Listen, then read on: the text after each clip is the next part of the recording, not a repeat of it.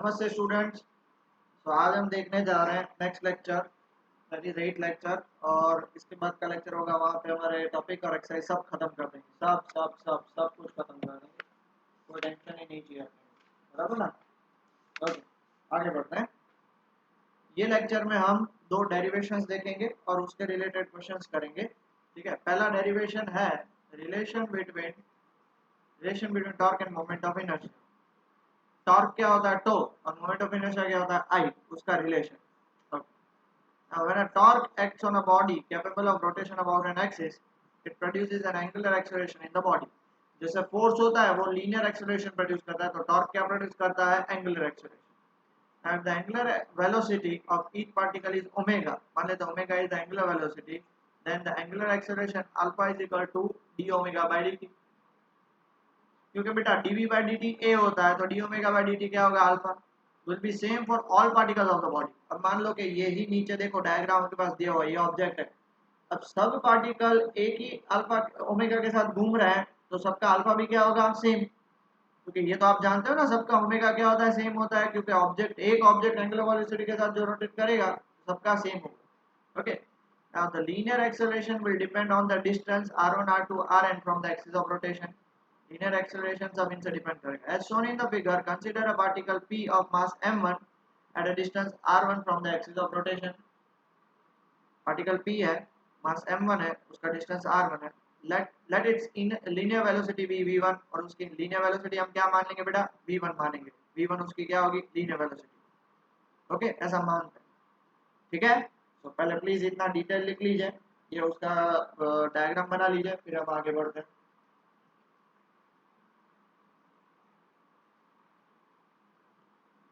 Okay, तो therefore हम क्या बोल सकते हैं, linear acceleration of the first particle a1 a is equal to क्या होगा formula, r alpha, r1 alpha, alpha सबका सेम है। Also force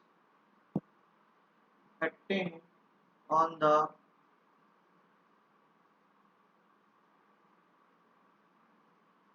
first particle, force acting on the first particle कितना होगा, फोर्स का फॉर्मूला होता है F1 is equal to mass into acceleration.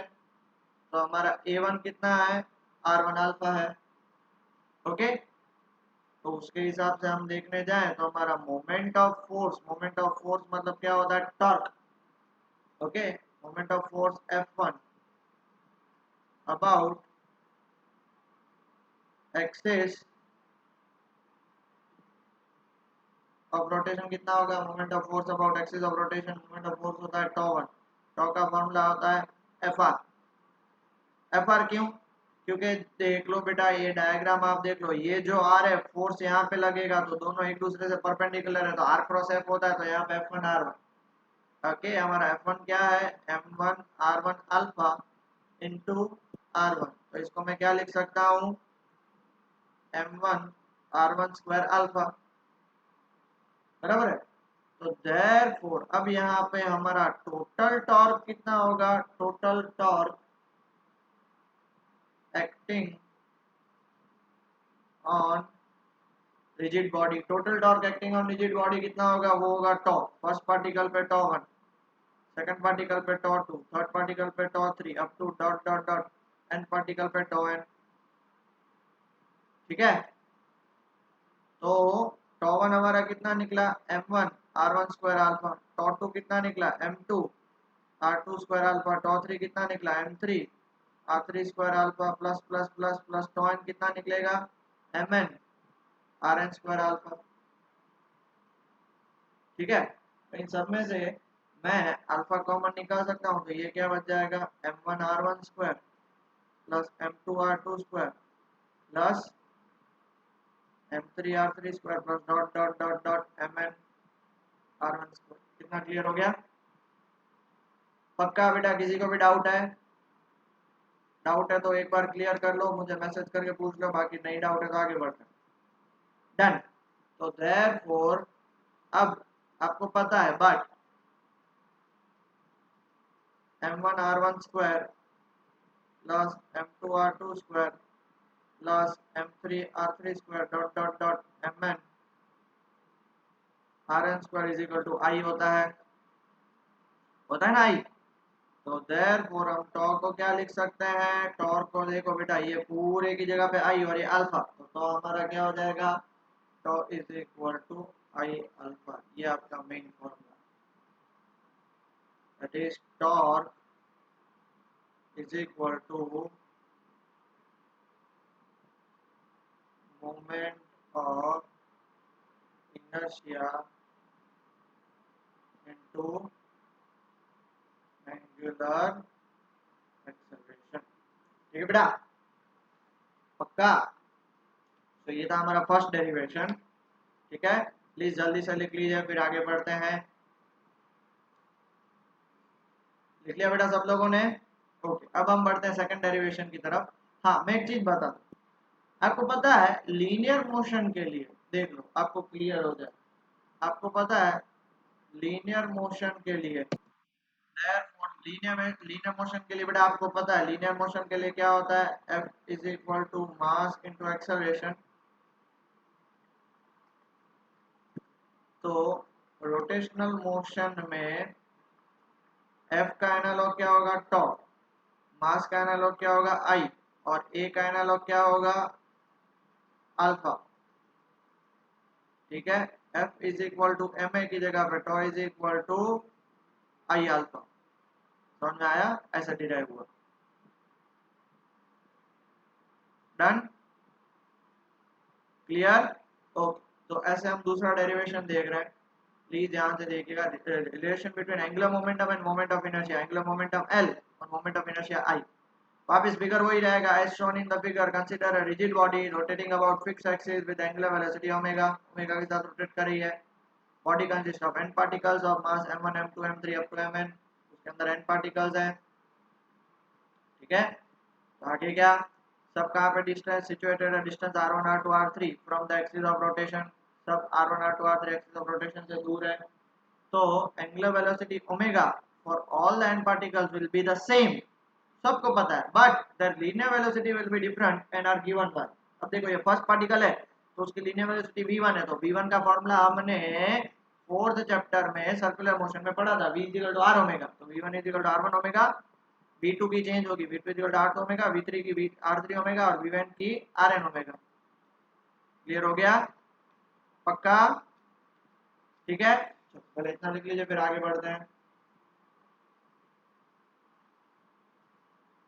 Okay बेटा, आगे बढ़े, डन। तो अब हम सबसे पहले फाइंड करेंगे linear momentum of the first particle p1 is equal to m1 v1, और v1 हमारा क्या है, r1 ओमेगा, ओमेगा सबके लिए सेम है, r1 ओमेगा। तो therefore moment of linear momentum, मतलब क्या, एंगुलर मोमेंटम बेटा। मोमेंट ऑफ इनर्शिया मतलब I, मोमेंट ऑफ फोर्स मतलब टॉ, तो मोमेंट ऑफ लीनियर मोमेंटम मतलब L of the first particle about axis. So L1 होगा फॉर्मूला P1 R1, तो P1 हमारा क्या निकला, M1 R1 स्क्वायर ओमेगा, बराबर। तो ये एक के लिए था, तो अब क्या फाइंड करेंगे, the angular momentum of a rigid body about an axis is the sum of linear momenta of all its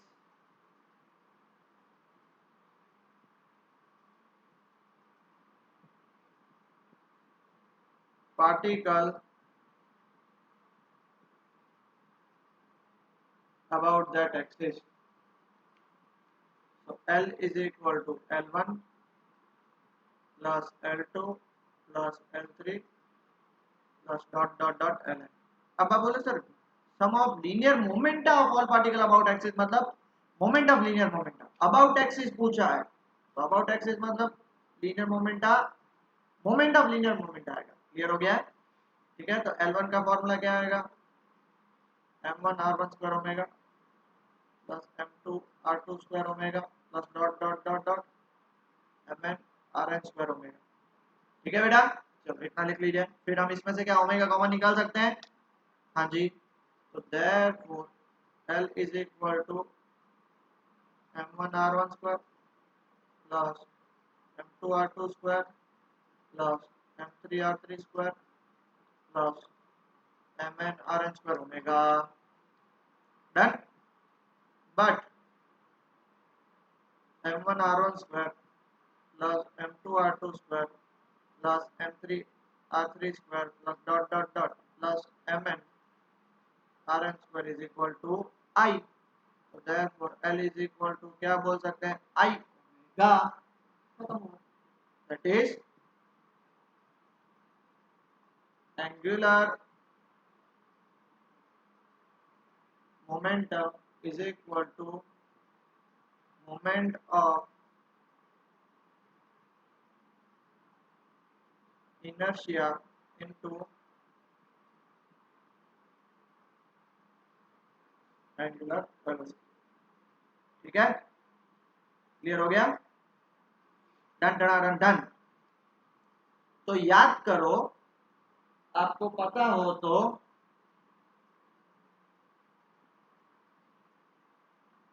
linear motion के लिए E is equal to mv था, तो रोटेशनल मोशन के लिए P की जगह पे L, M की जगह पे I और V की जगह पे ओमेगा। हो गया? L इज इक्वल टू, हाँ सर ये तो वही आया, भगवान की दया से वही आया। यस, तो वही क्लियर हो गया बेटा? पक्का? डन। आगे बढ़े। चलो सबसे पहला न्यूमेरिकल देख लेते हैं। क्या दिया हुआ है? An automobile moves on a road with the speed of 54 kilometre per hour, the radius of its wheel is 0.35 metre. Okay, तो answer u is equal to 54 kilometre per hour. 54 kilometre per hour मतलब कितना हो जाएगा? 15 metre per second. Okay, radius of the wheel r दिया हुआ है कितना? 0.35 metre. I moment of inertia I दिया हुआ है कितना? 3 kg मीटर स्क्वायर। और टाइम भी दिया हुआ है कितना? 15 सेकंड। हमें फाइंड करना magnitude of average torque. Torque find करना। टॉर्क का फॉर्मूला आपको पता है, आई अल्फा होता है, आई गिवन है। तो देयरफॉर अब आपको अल्फा फाइंड करना है। तो अल्फा का फॉर्मूला क्या होगा? Omega minus omega 0/t। But ये बेटा बात ध्यान से सुनना, बट आपको पता है कि V is equal to r omega. ये फॉर्मूला पता है ना? ठीक है, पक्का? तो U इज इक्वल टू मैं आर ओमेगा 0 बोल सकता हूँ। U initial velocity capital R लिया हमने और ओमेगा 0। U है 15, R है 0.35, ओमेगा 0। देयरफॉर ओमेगा 0 की वैल्यू 15/0.35 ऐसा यूनिट आएगा इसका रेडियन पर सेकंड। और ओमेगा इज इक्वल टू 0।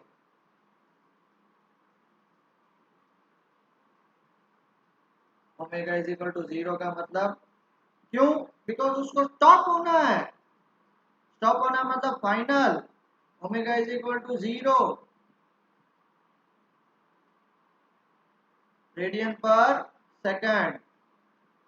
तो अल्फा क्या लिख सकते हो? Omega is 0 minus 15/0.35 upon t कितना है? 15। ये देखो मैं तो बोल नहीं रहा हूँ ऐसा भाई, ये बोल रहे हैं। 15 काटोगे -1/0.35 रेडियन पर सेकंड स्क्वायर। ओके, इतना मिल गया। डन। अब आगे बढ़े।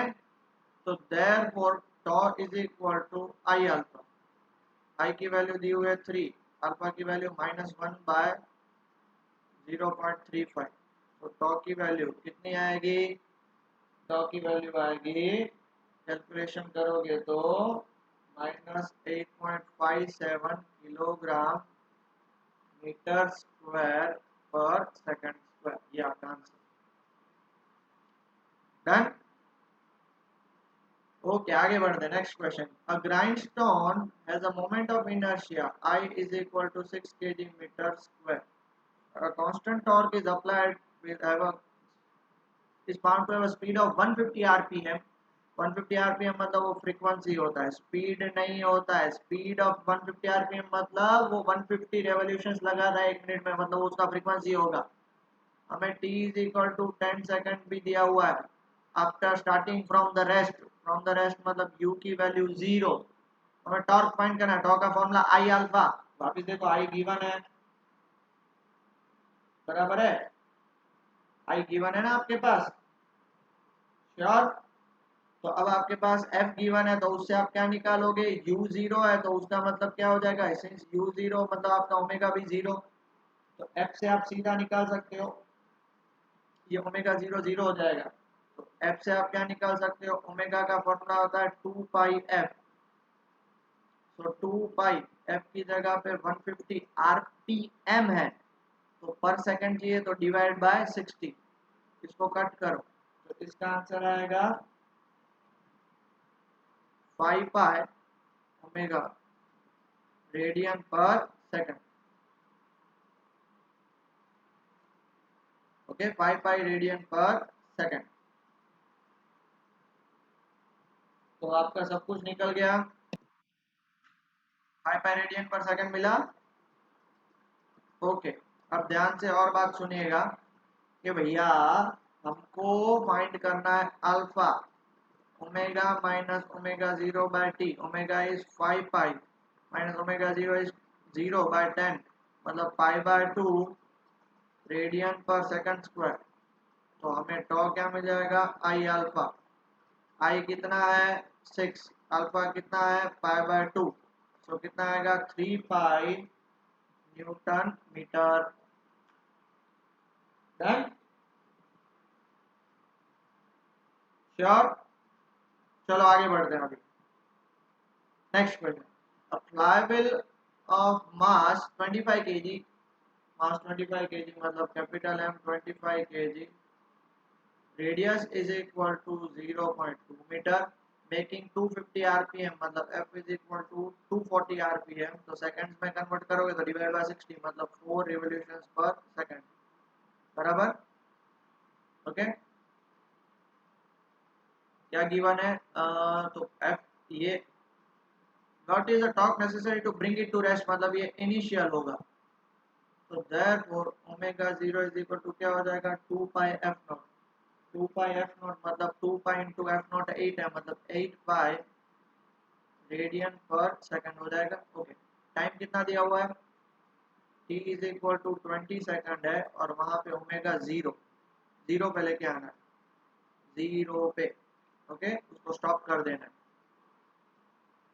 What is the magnitude of force, अब यहाँ पे फोर्स फाइंड करना है तो पहले टॉर्क तो फाइंड करना पड़ेगा, टॉर्क के पहले हमको आई भी फाइंड करना पड़ेगा, किसका है, rim of the wheel, wheel आपको डिस्क जैसा होता है, तो therefore moment of inertia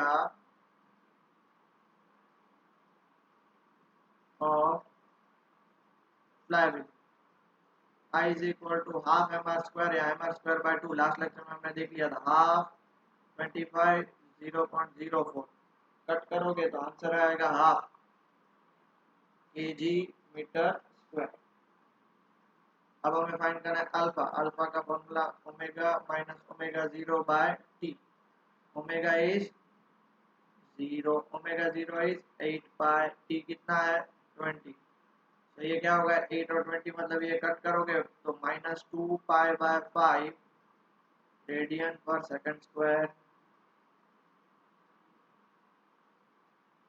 clear हो गया, तो हमारे पास आई भी है अल्फा भी है, तो क्या फाइंड करेंगे टॉप, चलो पहले इतना लिख लीजिए, तो therefore tau is equal to I alpha. tau is equal to I की वैल्यू कितनी है हाफ, अल्फा की value minus 2 pi by 5, 2 pi by 5, 2 cut कर दो मतलब -पाई बाय 5 न्यूटन मीटर। हमें फाइंड करना है फोर्स। फोर्स का फॉर्मूला कहाँ, फोर्स अभी फाइंड करना है ना हमें। तो we know that tau is equal to F cross R। तो therefore F is equal to tau by, यहाँ पे कैपिटल R लिख लो, tau by R। tau कितना निकला -पाई बाय 5 और R कितना है 0.2। तो ये कितना हो जाएगा।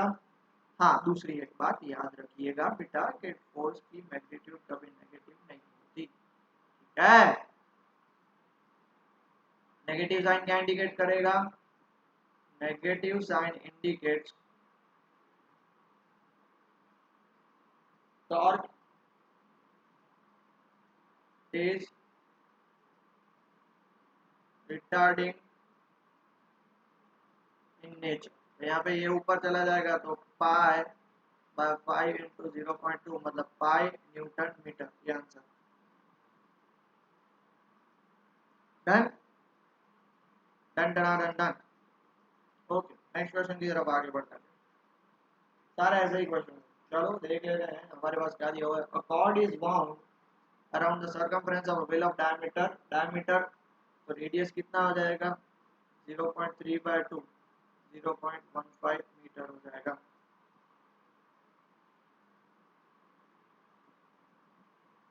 फिर क्या दिया हुआ, the axis of wheel is horizontal, a mass of 0.5 kg, mass of 0.5 kg is attached to the end of the cord and it is allowed to fall from the rest. If the weight falls 1.5 meter in 4 seconds, what is the angular acceleration of the wheel? Question समझ में आ रहा है। Axis of the wheel is horizontal, axis उसका horizontal है, मतलब wheel ऐसे घूम रहा है।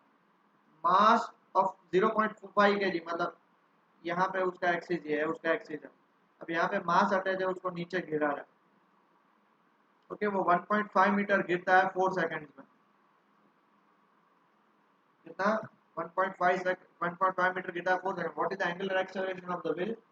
तो सबसे पहले ध्यान से देखिएगा बेटा, फॉर अटैच्ड मास, जो मास अटैच्ड है उसका मास कितना है 0.5 kg और कितना गिर रहा है वो 1.5 मीटर। इनिशियली रेस्ट पे है और टाइम कितने सेकंड में 4 सेकंड। तो आपको पता है S is equal to ut plus half at square, 1.5 is equal to 0 plus half at मतलब 4 का स्क्वायर। तो इसको सॉल्व करोगे तो a की वैल्यू निकलेगी 3/16, 3/16 मीटर पर सेकंड। ओके, तो देयरफॉर आपको पता है alpha is equal to r into a acceleration into r। तो alpha is equal to acceleration कितना है 3/16, r कितना है, r है 0.15। अल्फा की वैल्यू कितनी हो जाएगी 1.25। गलती गलती गलती, बहुत बड़ी गलती, बहुत बड़ी गलती। a is equal to r alpha, alpha is equal to r by a। r कितना है आपका 0 पॉइंट, क्या कर रहा हूँ, हमें अल्फा फाइंड करना है तो a बाय r आएगा। Sorry, alpha is equal to a by r। a की वैल्यू कितनी है 3/16 और r की वैल्यू 0.15। कैलकुलेट करोगे तो 1.25 रेडियन पर सेकंड। तो अब हमें क्या फाइंड करना है, अब हमें टॉर्क फाइंड करना है। टॉर्क का फॉर्मूला क्या होता है, फोर्स इंटू आर। फोर्स है mg इंटू आर। क्यों हमने टॉर्क फाइंड किया उसका मैं रीजन आपको बताता हूँ। मास कितना दिया हुआ है, मास है 0.5, जी है 9.8 और आर है 0.15 सब। ओके, तो therefore tau is equal to I alpha. तो I की value tau by alpha 0.5 into 9.8 into 0.15 upon alpha is 1.25.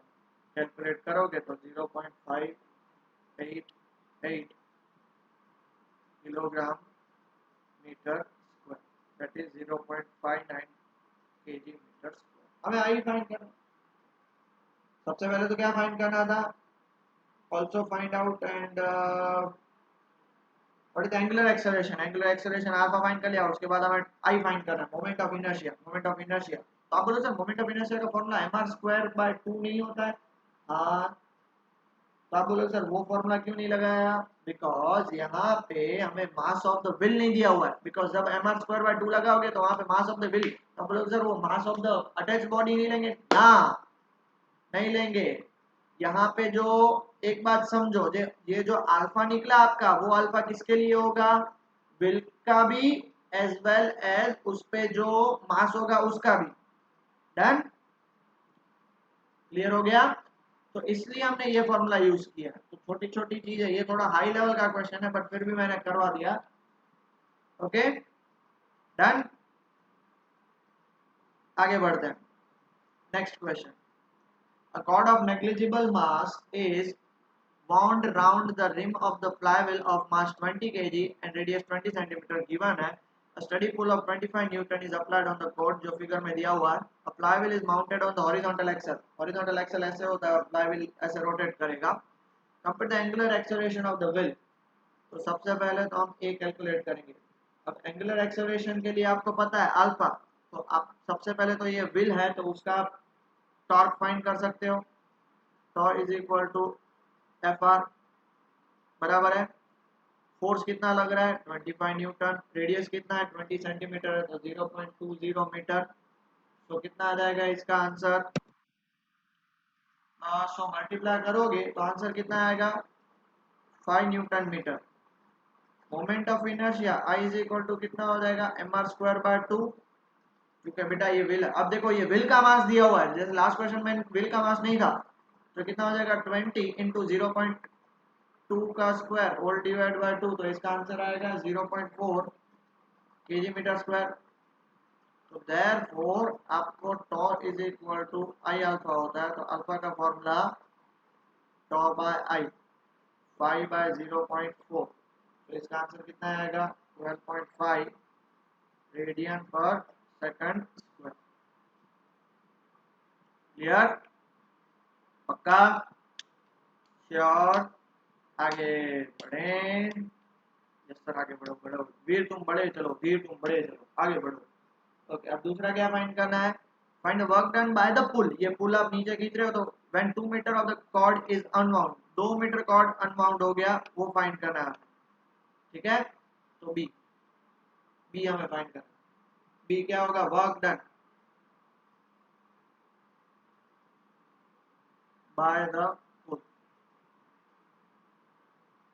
Work is equal to force into displacement, तो फोर्स कितना है 25 न्यूटन, डिस्प्लेसमेंट कितना 2 मीटर, तो कितना हो जाएगा 50 जूल। सी हमें तीसरा क्या फाइंड करना है? सी देखो तो find also kinetic energy of the wheel at this point. At this point मतलब 2 मीटर जब नीचे आएगा वो पॉइंट पे, बराबर है। Assume that the wheel starts from the rest, wheel rest से स्टार्ट हो रहा है।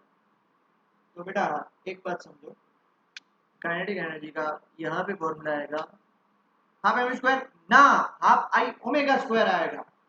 तो सबसे पहले हमें थीटा फाइंड करना पड़ेगा। Angular displacement, theta is what? Angular displacement, उसने इतने टाइम में कितना डिस्प्लेसमेंट किया है, तो therefore theta is equal to length of string. कौन सा? Unbound string. अनबाउंड, क्योंकि जितनी स्ट्रिंग बाहर निकली उसमें उसको कितनी एनर्जी निकली वो फाइंड करनी है, upon radius of the wheel. तो थीटा इज इक्वल टू 2/0.20, तो कितना आ जाएगा 10 रेडियन, कितना की। तो अब देखो ओमेगा जीरो तो उसका जीरो होगा क्योंकि स्टार्टिंग फ्रॉम द रेस्ट, और omega square is equal to omega square omega zero square 2 alpha theta. तो omega square is equal to ये तो 0 2 अल्फा की वैल्यू हमारी आगे निकली थी। अल्फा की वैल्यू कितनी निकली थी 12.5 और थीटा की वैल्यू 10। तो ओमेगा स्क्वायर कितना निकला 250। ओके, तो आप बोलोगे ओमेगा नहीं निकालोगे, ना जीना बेटा, मुझे ओमेगा स्क्वायर का ही काम है, पहले इतना लिख लो फिर समझाता हूँ। ओके, तो therefore kinetic energy is equal to half I omega square. हाँ, आई हमने निकाल लिया है, फर्स्ट में ये कितना निकाला था 0.4, और ओमेगा स्क्वायर ही चाहिए, देखो हमें 250, तो इसका कैलकुलेशन करोगे वो भी कितना आएगा 50 जूल। अरे भाई, इसका मतलब ये हुआ कि वर्क डन भी 50 जूल और काइनेटिक एनर्जी भी 50 जूल। तो इसका मतलब क्या हुआ, compare answers to b and c, तो हम डी वाला पार्ट लिखेंगे, therefore all the work done is converted into kinetic energy. That is, there is no loss of energy. That's it. Clear हो गया? क्लियर हुआ बेटा? किसी को भी कुछ डाउट? पक्का? श्योर? ओके। नेक्स्ट और एक न्यूमेरिकल है, अच्छा वाला है क्वेश्चन, बहुत ही सिंपल है ये तो। अ रिंग ऑफ डायमीटर, तो रेडियस उसका हो जाएगा 0.2 मीटर, मास है उसका 10 kg, rotating about its axis at the rate of, मतलब फ्रीक्वेंसी दी हुई है 2100 rpm, तो उसको रेडियस पर रेडियन पर सेकंड में कन्वर्ट करोगे तो बाय 60, तो ये कितना हो जाएगा 35 रेडियन पर सेकंड, तो ओमेगा कितना हो जाएगा 2 पाई एफ, 2 पाई। आप बोलो सर अभी क्यों पाई की वैल्यू डाली, आगे तो नहीं डाल रहे थे, तो आगे पाई कट नहीं हो रहा था, यहाँ पे कट हो रहा, तो कट कर दो ना भाई, 5 2 10, तो कितना आ जाएगा 220 रेडियन पर सेकंड। अभी सबसे पहला moment of inertia I is equal to क्या है, रिंग है, ring ring ring ring ring ring ring ring, तो एम आर स्क्वायर होगा, एम आर स्क्वायर बाय 2 नहीं होगा, एम है 10 kg, आर है 0.2 का स्क्वायर, कितना हो जाएगा 0.4 kg metre square second. Angular momentum, angular momentum मतलब L, L is equal to I omega, I है 0.4, ओमेगा है 220, तो ये आ जाएगा 88 kilogram metre square per second. तीसरा हमें फाइंड करना rotational kinetic energy, rotational kinetic energy I is equal to sorry K is equal to half I omega square, half I कितना है 0.4, ओमेगा स्क्वायर कितना है 220 इंटू 220, सब कुछ कट करोगे तो आंसर आएगा 9680 जूल्स। कितना सिंपल था, बस ऐसे ही क्वेश्चन आएंगे बेटा, समझ पा रहे हो, ऐसे ही सारे क्वेश्चन आएंगे, कोई टेंशन लेने की बात नहीं है। ओके, 33 मिनट्स हो गए, एक छोटा सा और टॉपिक ले लेते हैं, फिर यहाँ पे हम खत्म करते हैं, तो प्लीज इतना लिख लीजिए, फिर छोटा सा टॉपिक है, छोटा सा, बहुत छोटू सा मोटू सा टॉपिक। डन? ओके, तो हमारा नेक्स्ट टॉपिक है, लिख लिया, तो उसका नाम है कंजर्वेशन ऑफ एंगुलर मोमेंटम। जैसे कंजर्वेशन ऑफ लीनियर मोमेंटम होता है, ऐसे कंजर्वेशन ऑफ एंगुलर मोमेंटम होता है। Suppose the external torque acting on a body due to external force is zero. Torque zero है, तो टॉर्क का फॉर्मूला आपको पता होना चाहिए, dl by dt। सर कहाँ से आया, तो आपको पता है f is equal to dp by dt, ये लीनियर के लिए होता है, तो ये किसके लिए होगा, रोटेशनल मोशन के लिए, ये लीनियर मोशन के लिए। आ गया समझ में? तो dl by dt, अभी देखो टॉर्क जीरो है, तो मतलब dl by dt जीरो, तो उसका मतलब क्या हो जाएगा, l constant. So when there is total external torque acting on a body is zero, the total angular momentum of the body is conserved. Total external torque zero हो जाएगा, तो उसका angular momentum क्या हो जाएगा, conserved होगा। This is the law of conservation of angular momentum. That is, मान लेते हैं torque zero है, L is equal to I omega constant, तो I omega constant मतलब अब देखो, मान लो L को कांस्टेंट रखना है, तो I ओमेगा कांस्टेंट, मतलब ओमेगा को बढ़ाओगे तो I को कम करना पड़ेगा, तभी तो वो कांस्टेंट रहेगा, या I को बढ़ाओगे तो ओमेगा क्या रह जाएगा, कम करना पड़ेगा। अब मान लो इनिशियली आपका I1 ओमेगा 1 है, तो दूसरा I2 ओमेगा 2, मतलब अगर आप I1 को बढ़ा रहे हो तो इधर आपको I2 को क्या करना पड़ेगा, कम करना पड़ेगा तभी। और मान लो ओमेगा 1 को बढ़ा रहे हो तो ओमेगा 2 मतलब कैसे भी करके सच दैट के भैया वो क्या होना चाहिए, वो कांस्टेंट होना चाहिए। तो अब मान लो कि अपनी अभी आपने आई को बढ़ाया तो ओमेगा को रिड्यूस करना पड़ेगा। अगर ओमेगा को बढ़ाया तो आई को रिड्यूस करना पड़ेगा, तभी तो वो बैलेंस हो जाएगा। This means that when no external torque is acting the angular velocity omega of the body can be increased or decreased by decreasing or increasing the moment of inertia of the body। मतलब आप omega that is angular velocity को आप increase और decrease कर सकते हो। कैसे? तो मोमेंट ऑफ इनर्शिया को बढ़ाओ या कम करो। एक मोमेंट ऑफ इनर्शिया को बढ़ा रहे हो, देख लो ना भाई, आई ओमेगा फिक्स रखना है। अगर आप आई को बढ़ा रहे हो तो ओमेगा कम हो जाएगा, अगर आई को कम कर रहे हो तो ओमेगा बढ़ जाएगा। इनवर्स रिलेशन होगा क्योंकि हमें उसको कांस्टेंट रखना है। मान लो 100 तो 100 ही है, तो अभी आई बढ़ा गया तो ओमेगा कम हो जाएगा। ये मैं इसलिए बार बार रिपीट कर रहा हूं क्योंकि मैं जब एग्जांपल समझाऊंगा तो आपको पता होना चाहिए। ठीक है बेटा? ओके चलो, सबसे पहला एग्जांपल प्लैनेटरी मोशन। सिर्फ समझना है, लिखना नहीं है। The angular velocity of a planet revolving in an elliptical orbit around the sun increases when it comes closer to the sun because its moment of inertia about the axis of the sun decreases. अब देखो आपको पता है सारे planet ऐसे rotate करते हैं। ये मान लेते हैं हमारा सन है। अब आपको पता है कि अर्थ मान लो यहाँ पे और यहाँ पे, तो ऑब्वियस ही बात है जब वो नजदीक आएगा, ये मोमेंट ऑफ इनर्शिया मतलब वो यहाँ से रोटेट कर रहा है अर्थ, तो जब नजदीक आएगा तो उसका यहाँ पे मोमेंट ऑफ इनर्शिया आई इस कंडीशन में कम हो जाएगा क्योंकि आई का फॉर्मूला क्या है, एम आर स्क्वायर। डिस्टेंस कम हो गया ना, और यहाँ पे डिस्टेंस है तो आई ज्यादा हो जाएगा, तो यहाँ पे ओमेगा को कम होना है और यहाँ पे आई कम हो गया इसलिए ओमेगा को ज्यादा होना पड़ेगा। इसलिए यहाँ पे उसकी एंगुलर एंगुलर वेलोसिटी यहाँ पे बढ़ जाती है और यहाँ पे उसकी एंगुलर वेलोसिटी कम हो जाती है। इसलिए ये समर है और ये विंटर, ऐसे हम बोलते हैं। Now when it goes far away from the sun, its moment of inertia increase। क्योंकि यहाँ पे देखो ये डिस्टेंस r1 और ये डिस्टेंस r2, कौन बड़ा? r1।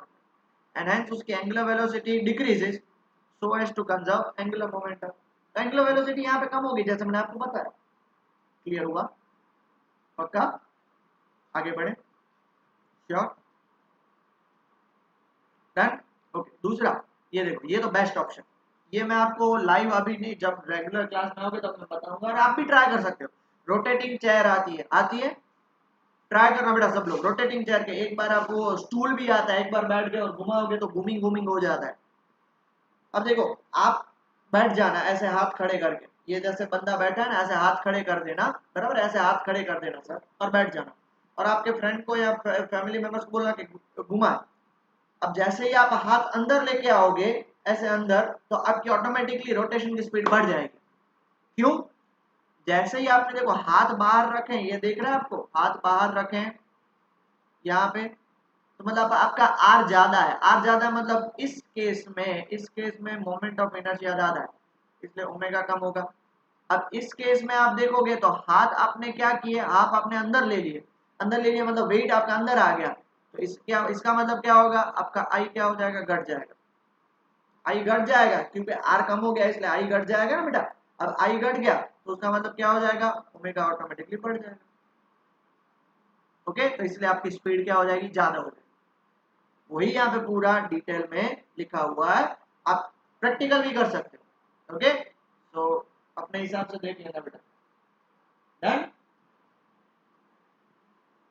आगे बढ़ते हैं। Next question, a diver jumping from a springboard exhibits somersaults in air before touching the water surface। ये देखो somersault करता है वो, ऐसे वो अपने आप को टिल्ट कर देता है। Okay, after leaving the springboard a driver curls his body by pulling his arms and legs toward the center of his body। अंदर खींच लेता है। क्यों? this decreases moment of inertia and he spins faster in mid-air। अंदर आ जाएगा मतलब आई कम हो जाएगा तो ओमेगा बढ़ जाएगा।